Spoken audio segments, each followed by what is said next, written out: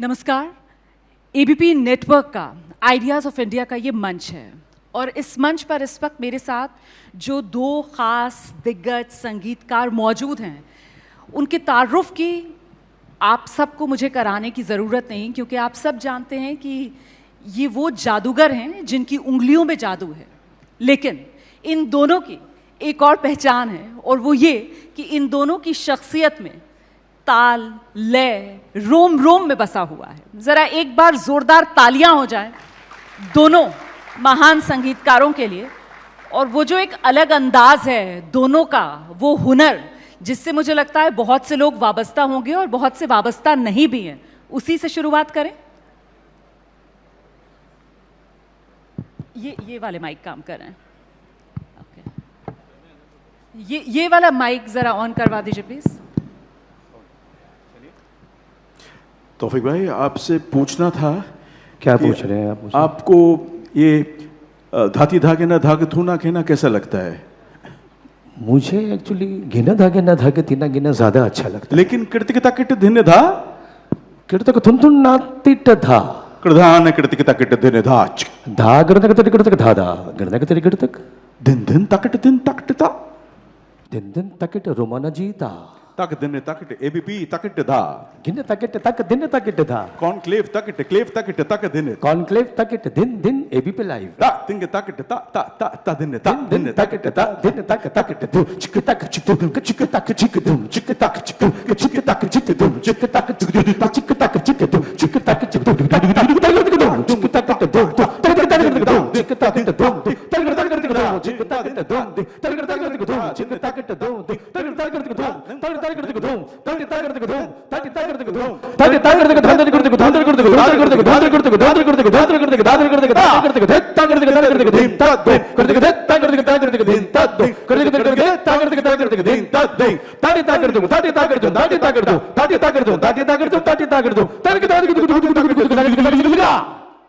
तालियां। अब आप समझ गए होंगे कि ये सेशन कैसा रहने वाला है, क्योंकि अभी जो आपने हुनर देखा वो सिर्फ एक ट्रेलर था। पिक्चर अभी बाकी है दोस्तों, और पिक्चर अगर देखनी है तो जरा एक बार फिर से जोरदार तालियां दोनों गुरुओं के लिए। अब मुझे ये बताइए कि आप दोनों इतने बड़े बड़े संगीत घरानों से ताल्लुक रखने वाले जी, तो ये जो संगीत है और ये जो सवाल जवाब का अंदाज था, ये विरासत में, मतलब वो कहते हैं ना कि खून में शामिल था, या फिर इसके लिए मशक्कत करनी पड़ी, मेहनत करके हासिल किया? पहली बात तो मैं ये आप सबसे बहुत मैं शुक्रगुजार हूँ कि मुझे आज एबीपी लाइव पे इस समिट में मुझे बुलाया गया है, आइडियाज़ ऑफ इंडिया। मैं बहुत बहुत शुक्रगुजार हूँ, आई एम वेरी ऑनर्ड। और दूसरी बात ये है कि जो अभी हम लोगों ने किया, ये हमारे घर में रोज़ चलता रहता था। ये हमारे अम्मा और अब्बा के बीच में भी ये बातें ऐसी ही होती थी। समझ लेते थे, समझ में आ जाता था। बिल्कुल बिल्कुल, हमारी अम्मा को भी समझ में आ जाता था कि हमारे अब्बा क्या कहना चाहते हैं। वो इसी भाषा में बात करते थे। बट मैं बहुत शुक्रगुजार हूँ कि मेरा जन्म एक ऐसे परिवार में हुआ कि जहाँ उस्ताद अल्लाह रखा और उस्ताद जाकिर हुसैन थे। तो मैं ये जो चीज़ें आपने देखी हैं, ये हम लोगों को मेहनत से तो मिली है, लेकिन थोड़ा हमें ये विरासत में भी आ गई है, ये हमारे जीन्स में भी ये चीज़ थी। तो शायद हम इसको और अच्छे से समझ पाए और इसको और अच्छे से हम लोग कर पा रहे हैं। बिल्कुल बिल्कुल तौफीक भाई, ऐसा है कि देखिए, जब विरासत में कुछ मिलता है तो उसके साथ बड़ा रिस्पॉन्सिबिलिटी आता है, क्योंकि सारे जो बच्चे हैं बड़े उस्तादों के, वो सारे सक्सेसफुल नहीं होते। तो वो जो एक टेंशन रहता है, वो एक बर्डन भी हो जाता है। कभी कभी आपको लगता है कि होगा क्या नहीं होगा। और मेरे साथ तो पहला जो 5 साल था, 6 साल था, इट वाज वेरी डिफ़िकल्ट, क्योंकि सब पिताजी के साथ कंपैरिजन चलता था। तौफीक भाई के साथ भी हुआ होगा यही चीज़। और आहिस्ता आहिस्ता आपको अपना जो आवाज़ है, आपके अपने साज का जो आवाज़ है, वो मिलने लगता है। And you find and you discover it. और ग्रेजुअली वो कभी कभी वो दिन आ जाता है कि आपको भी लोग पहचानने लगे, आपको भी लोग बोलने लगे कि वाह आप भी अच्छे बजाते हो। But it's never without the grace of the gurus. तो we are very grateful that जो भी आज मिला है वो गुरुओं के आशीर्वाद से मिला है। बिल्कुल बिल्कुल। तो क्या जैसे अभी कहा, हम लोग तो बचपन में रेंगते रेंगते उसकी सांस की तरफ हमारा अट्रैक्शन होता था, और जाके हाथ मारना, पैर मारना, और वही क्या कुछ भी चीज़ हाथ में आ जाती तो हम लोग शुरू कर देते थे अपना ताल की कहानी। जी, मैं बिल्कुल उसी पर आना चाह रही थी कि जी। आप लोगों ने तो मतलब जैसे कहते हैं ना कि मछली के बच्चे को कोई तैरना नहीं सिखाता, तो उसी तरीके से घर में जब आंख खोली तो कान में सबसे पहले वही तबले की आवाज आप लोगों की पड़ी। बिल्कुल तो बिल्कुल। आपको खुद, दोनों से ही मेरा एक सवाल है कि आपको खुद कब लगा कि हाँ यही मेरी कॉलिंग है? देखिए, एक पहले छोटा सा एक मेरे ज़िंदगी का कहानी आपको बताते हैं जी। कि मेरे पिताजी फर्स्ट जनरेशन तबला प्लेयर थे, तो उनको लगा था कि बच्चे को बिल्कुल तबला बजाना है, अच्छा। जो भी करे इनको बजाना है। तो वो क्या करते थे, जब मेरा आई वॉज लिटरली क्रॉलिंग, तब मुझे एक तबला के चक्रव्यूह में डाल देते थे, चारों तरफ तबला, और उनको ये लगता था कि अगर मैं कैसे भी पहुंच जाऊं, उससे निकलना चाहूं, तो कहीं ना कहीं थाप मारूंगा और उस थाप से मुझे अट्रैक्शन हो जाएगा और मैं I will fall in love with the instrument, और वही हुआ। लेकिन देखिए, इसके बाद जो जर्नी होता है, that journey is a very difficult journey, arduous है, क्योंकि ये साज मुश्किल साज है। आपको इसके साथ जुड़े रहना है, रियाज करना है, सीखना है, इसको डेवलप करना है, तो it is a very complicated matter. But गोल ये है कि इसको सिंप्लीफाई करके कैसे पेश किया जाए। अभी हम लोगों ने जो किया आपके सामने, ये एकदम सिंपल लगा, लेकिन इसके अंदर 30 साल रखा हुआ है। बिल्कुल। तो इस पर मैं आऊंगी, लेकिन सर मुझे आप ये बताइए कि जैसे नॉर्मल मिडिल क्लास के लोग जो अपने बच्चों को बहुत काबिल बनाना चाहते हैं, उनकी काबिलियत दिखाना चाहते हैं, तो घर में कोई मेहमान आ जाता है, छोटा सा बच्चा होगा, हमारे बेटे को तो 25 का टेबल आता है, सुनाओ बेटे, ठीक है, हमारे बेटे ने तो वो पोयम याद कर रखी है, सुनाओ बेटे। तो यहाँ तो मामला संगीतकारों के परिवार का था, तो जब बेटे थोड़े थोड़े बड़े हो रहे थे, तो बेटे साहब की काबिलियत दिखाने के लिए जब घर में मेहमान आया करते थे, तो फिर क्या फरमाइशें होती थी? नहीं, देखिए, म्यूजिशियन घरानों में ये ज़रूरी नहीं कि ऐसी नुमाइश हो कि देखिए मेरे बच्चे को, देखिए वो कैसे बजा रहा है, क्या कर रहा है।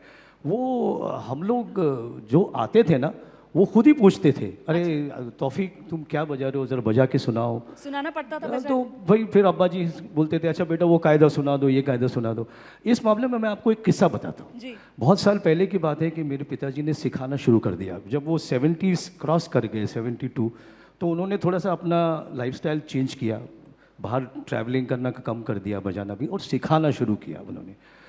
वैसे सिखाते तो वो बहुत पहले से थे, बट वो प्रॉपरली एक स्कूल जगह पे लेके, तो एक महाशय आए उनके पास और उन्होंने कहा कि ये मेरा बच्चा बजाता है, बहुत अच्छा बजाता है। तो अब्बा जी ने कहा अच्छा ठीक है, इसको ज्वाइन करा देता हूँ, मैं चाहता हूँ कि आप उसको सुने ज़रा। तो बोला ठीक है। अच्छा, वो बेचारा 8-9 साल का बच्चा था, बजाया, अच्छा हाथ था उसका। तो मैं भी बैठा था साथ में, तो मेरे अब्बा जी ने कहा इसको स्कूल में दाखिला दे दो, नाम लिखा दो इसका। तो अगला सवाल जो था उनका, वो कह रहे हैं, बोले खान साहब मेरा बच्चा जाकिर भाई जैसा कितने सालों में बजाने लगेगा? ओफो।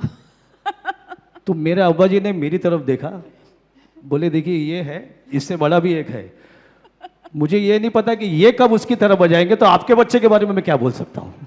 आपसे तो नहीं कहा गया रहने दो, नाम काट दो इसका? नहीं, ऐसा नहीं कहा।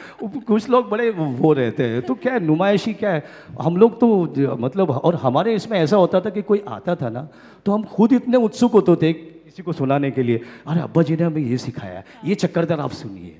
मेरे साथ एक बहुत इंटरेस्टिंग किस्सा है कि मेरा जब 9 साल उम्र था, तो मैंने पहला कॉन्सर्ट किया अपना। 9 साल की उम्र में? 9 साल की उम्र में। तो चाइल्ड प्रोडिजी हैं आप। एडल्ट ट्रेजेडी नहीं है ये, बड़ा अच्छी बात है। जरा तालियां हो जाएं। 9 साल की उम्र में पहला कॉन्सर्ट। जी नहीं, लेकिन सुनिए क्या हुआ फिर। 9 साल की उम्र में मैंने बजाया, और काफ़ी लोग थे, अच्छे लोग थे, म्यूजिशियंस थे, so maybe 100-150 people were there, और सबने सुन के बहुत बोला कि अरे वाह बच्चा क्या बजा रहा है और क्या बजा रहा है। पिताजी को बोला आपका बच्चा क्या बजा रहा है। घर आए और मेरे तरफ ऐसे देखे, ऐसे हिज आईब्राउज वर बेंट, और बोले अब 10 साल नहीं बजाने का है। अरे, क्योंकि उनको लगा कि अभी इससे लगाव हो जाएगा, ये जो प्रशंसा है, जो तारीफ है, इससे लगाव हो जाएगा और रियाज नहीं करेगा। तो 10 साल बंद करा दिया मेरा, मैंने बजाया ही नहीं कहीं 10 साल में। उसके बाद स्ट्रेट 19 में बजाया। देखिए ये जो होती है ना, ये गुरु की सच्चाई है। ये गुरु की सच्चाई है कि वो उन्होंने सोचा कि नहीं, इसको अभी से ये आदत नहीं होनी चाहिए। जैसे बहुत साल पहले मैं जब 18-19 साल का था तो मैंने कॉन्सर्ट बजाया एक सरोद वाले के साथ। तो बाद में मैंने घर पे आके पूछा मेरे पिताजी से, मैं अकम्पनिस्ट था, तो मैंने पूछा अब्बा जी आपको कैसे लगा? बोले तुम अकम्पनी कर रहे थे कि सोलो बजा रहे थे? मतलब अकम्पनीमेंट का एक अलग एक उसकी एक अलग डिसिप्लिन होती है। आप ऐसे बजा रहे हो कि जैसे कि आपका सोलो है। ये सच्चाई एक गुरु ही किसी को बता सकता है, ये बहुत ज़रूरी है। तो जैसे आपने कहा, हमारे घर में, इनके भी और मेरे भी घर में, एक सच्चाई से बताया जाता था कि तुम्हें क्या सीखना है, तुम्हें क्या बजाना है। तो सच्चे कला के साधक थे और ऐसे माहौल में आप लोगों की परवरिश हुई, लेकिन साथ ही साथ जिम्मेदारी और एक तरीके का दबाव भी कि साहब उस्ताद अल्लाह रखा खान घर में मौजूद हैं, उस्ताद जाकिर हुसैन साहब घर में मौजूद हैं, शंकर घोष साहब घर में मौजूद हैं, तो फिर वो एक एडेड प्रेशर वो भी महसूस हुआ? एक्चुअली मुझे तो नहीं महसूस हुआ, क्योंकि हमारे घर में हमें हमेशा एनकरेजमेंट ही मिली है और एक डिसिप्लिन भी था, there is no doubt about that. लेकिन मैं जैसे जैसे बढ़ने लगा ना, मैंने not due to any pressure, मैंने क्या देखा कि मेरे घर में जो संगीत हो रहा है उसका A to Z अभी मेरे लिए ख़त्म हो गया है। कैसे? A फॉर अल्लाह रखा, Z फॉर जाकिर हुसैन, हो गया ना, ख़त्म हो गया। अभी नया क्या करना है? मुझे अगर किसी के सामने आना है, मैं ये चाहूँ कि लोग मुझे पहचाने, तो मुझे अपनी एक अलग भाषा बनानी पड़ेगी या एक अलग माध्यम बनाना पड़ेगा। तो बहुत अर्ली इन माय लाइफ मैंने ये एक सोच लिया कि नहीं, ये साज मैं बजा सकता हूँ, लेकिन मुझे इस पे जो मेहनत करनी है वही मेहनत मैं किसी और जगह पे करके अपनी एक अलग जगह बनाने की कोशिश करूं। तो मैं फिर उसमें लग गया। तो ये प्रेशर की वजह से नहीं है, ये सिर्फ इसकी वजह से कि मुझे लगा कि नहीं, मुझे अपनी जैसे एक होता है ना कि भाई कोई अपनी एक अलग लकीर खींचनी है। कैसे होता है कि कोई शादी करता है तो सोचता है नहीं, मैं अपने पेरेंट्स के साथ नहीं रहूँगा, मैं अपनी ज़िंदगी खुद बनाऊँगा, मैं अपना घर खुद बनाऊँगा। इसका मतलब ये नहीं है कि उसको उसके पेरेंट्स घर से निकाल रहे हैं, वो ये है कि भाई मैं अपनी जगह इस दुनिया में अपना एक स्थान बनाना चाहता हूँ। तो कभी भी प्रेशर मेरे ऊपर तो नहीं था। जी आपके ऊपर नहीं, एक सेकंड, उस्ताद तौफीक कुरैशी साहब ने जो खुद को रीइन्वेंट किया, पहले तो ना ये उस्ताद निकाल दीजिए, गलती से लगा दिया है, ये गलती से लगा दिया हम गया लोगों है। की। और ये लीजिए, आप ये लीजिए, मेरे लिए क्या होता है, ये रहा पेन, जो आपकी इच्छा है वो करके दिखा दीजिए आप यहाँ पर। मैंने इनसे कहा, मैं करता हूँ, मैंने इनसे कहा कि शायद लोग मेरे नाम के आगे उस्ताद इसलिए लगाते हैं क्योंकि मेरे बाल जल्दी सफ़ेद हो गए, मुझे अभी कलर लगाना पड़ेगा। तो आप नीचे कह रहे थे ना कि तो ये कलर मैं यहीं लगा देता हूँ। ये चालू है पेन? जी जी बिल्कुल। इस पे ये नहीं चाहिए हमें, बस सिर्फ तौफीक कुरैशी। मैं आपको बताता हूँ मेरा नाम किसने रखा है। मेरे घर में उस्ताद जाकिर, उनको मैं उस्ताद बोल सकता हूँ, उनका नाम और मेरा नाम एक बहुत बड़े गायक ने रखा है जिनके साथ हमारे अब्बा जी बहुत बजाया करते थे। उनका नाम था उस्ताद बड़े गुलाम अली खान साहब। तो उन्होंने मेरा नाम रखा, तो उनको रिस्पेक्ट देते हुए मुझे सिर्फ तौफीक कुरैशी बोलिए।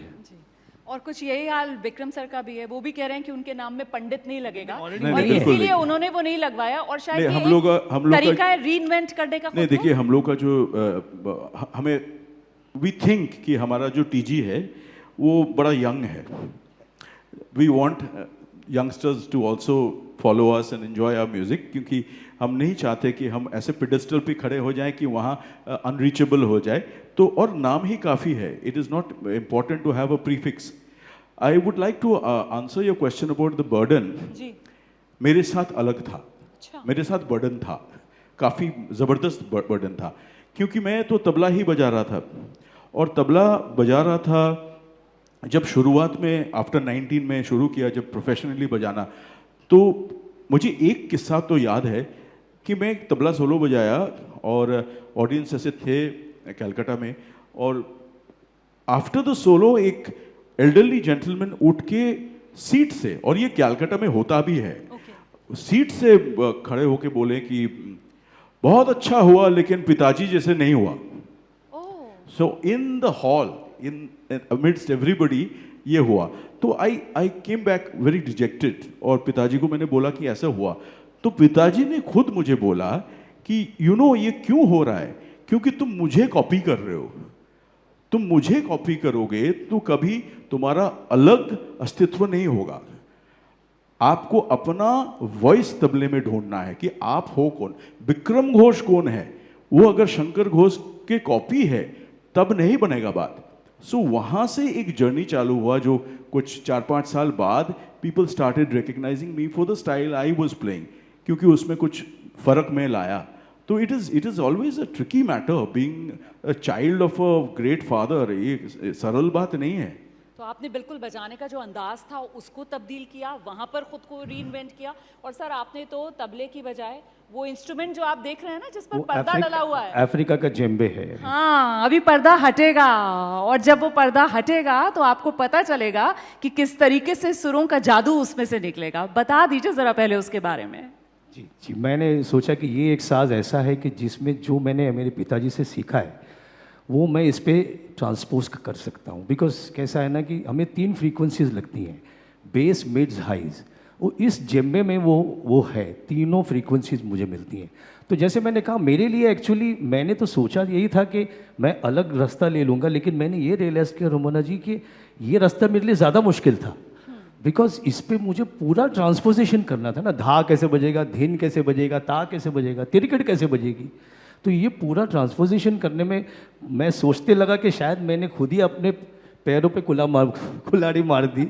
लेकिन चलिए, वो क्या है ना, God helps those who help themselves.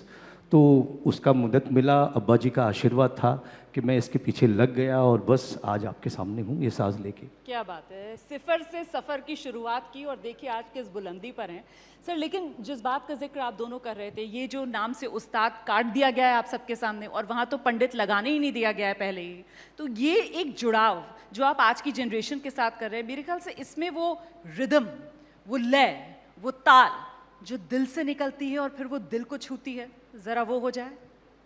देखिए, मैं आपको एक बताना चाहता हूँ, ये वाला माइक ऑन करें, ऑन कीजिए, ये वाला। नदीम touch. भाई, कॉर्डलेस दूसरा ऑन कीजिए।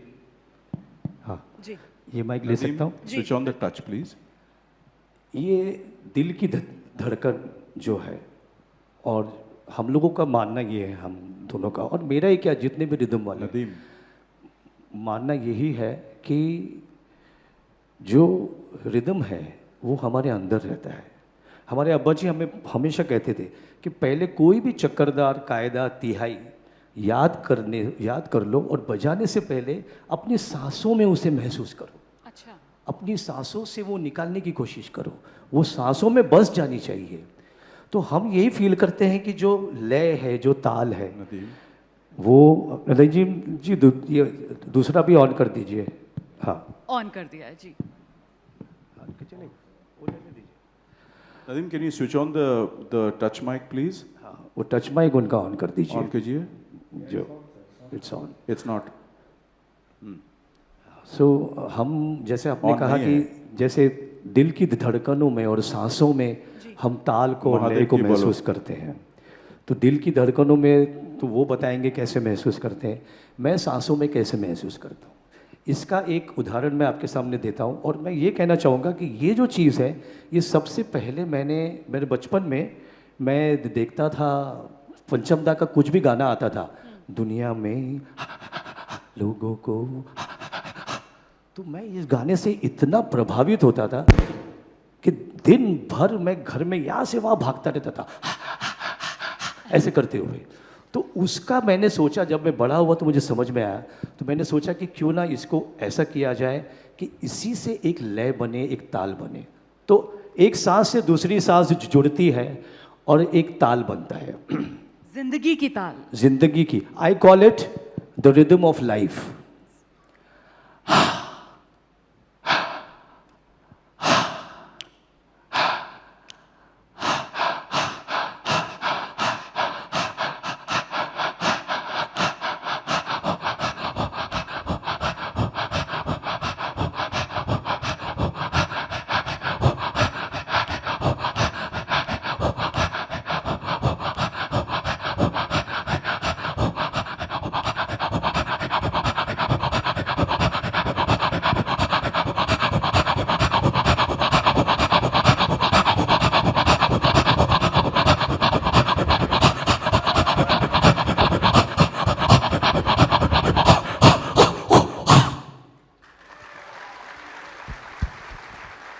सांसों की ताल थी, और सांसों की ताल के बाद अब बारी है दिल की धड़कन की ताल सुनने की। अब जरा दिल थाम लीजिए। वो कबीर जी का है ना, जी, अजपा जाप जपो भई साधु, सांसों की कर लो माला। क्या बात है। अजपा जाप जपो, तो ये सांसों का एक मैं माला आपके सामने पेश किया।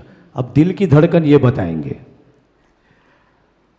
देखिए, सारे रिदम जो है वो असल में ह्यूमन बॉडी के अंदर पहले से ही है, और हमारे जिंदगी में हम जिंदा हैं ये कैसे पता लगे? हार्ट बीट ये माइक्रोकॉज्म है। सारे दुनिया का जो रिदम है, आप अगर देखें, ताल में बंधा हुआ है। 24 घंटे का दिन है, 365 days a year, Halley's comet coming back every 75 year, सारा कुछ ताल में बंधा हुआ है। लेकिन ये मैक्रोकॉज्म है। माइक्रोकॉज्म जो है वो अपने दिल के अंदर है। और कैसे है? वो दिल की धड़कन है, उसी से पता लगता है कि आप जिंदा हो। जैसे आप अगर अपने आप को टैप करके देखें तो ऐसा आवाज निकलेगा, आपका नहीं निकलता है। बहुत स्ट्रांग है आपका दिल सर। हाँ, मतलब आज स्ट्रांग ज्यादा होगी यहाँ एबीपी कॉन्क्लेव में आके। तुम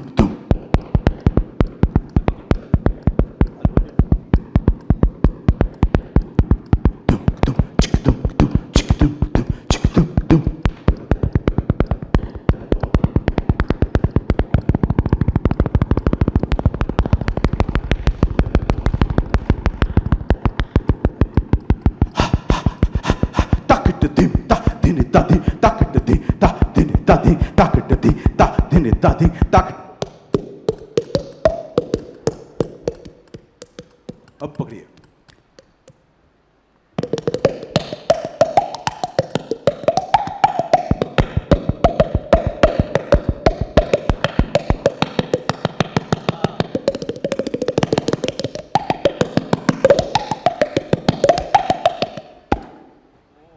क्या बात है, क्या बात है।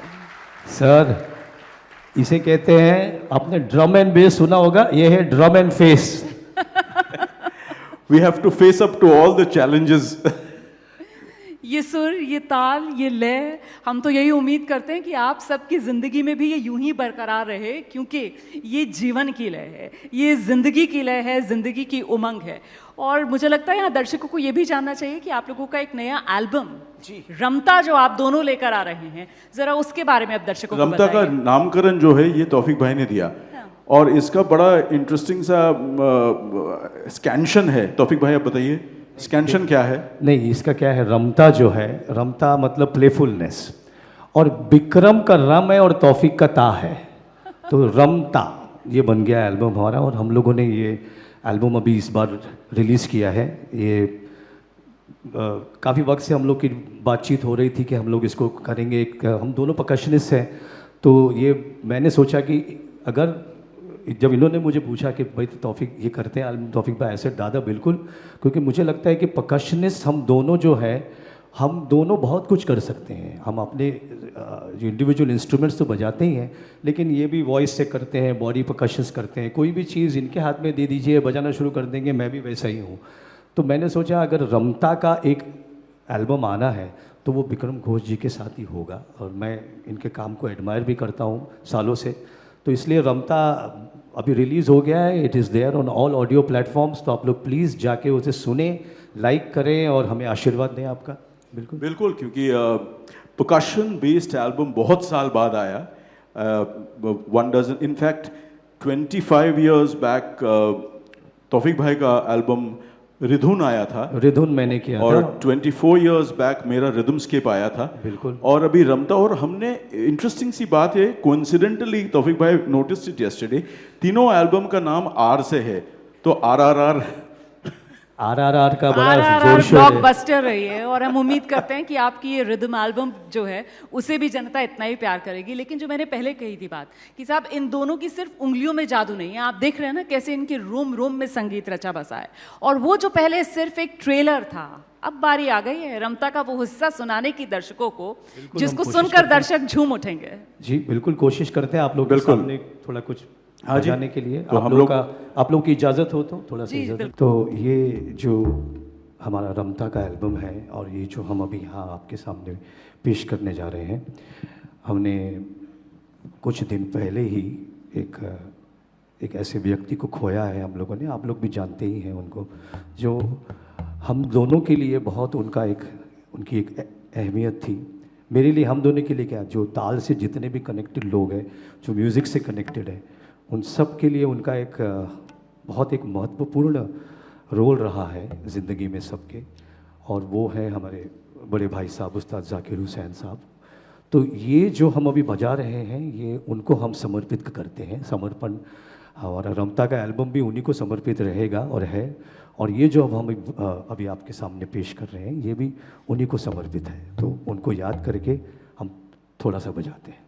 Could I have some low end on the baya, a little level of the baya? House में दीजिए और मॉनिटर में भी दीजिए, और थोड़ा।